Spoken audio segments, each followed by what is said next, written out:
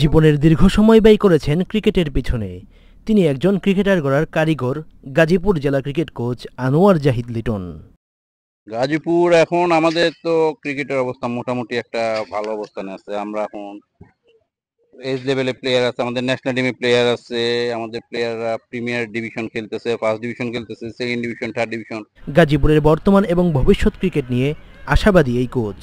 আগে তো ঢাকার মাঠে আমাদের প্লেয়ার ছিল না, এখন অনেক প্লেয়ার আমাদের ঢাকা লিগ খেলতেছে, তারপরে এজ লেভেলে ঢাকা ডিভিশন টিমে খেলতেছে। এই সদ্য সমাপ্ত আন্ডার 16 ডিভিশন টিমেও গাজীপুরে 2 জন নিয়মিত খেলছে, আবার স্ট্যান্ড বাই ছিল একজন, সেও একটা ম্যাচ খেলছে। মোট 3 জন ঢাকা ডিভিশন নর্থের থেকে অংশগ্রহণ করছে গাজীপুরে। গাজীপুরের ক্রিকেটকে সামনে এগিয়ে নিয়ে যেতে নিরলসভাবে কাজ করে যাচ্ছেন এই অভিজ্ঞ কোচ।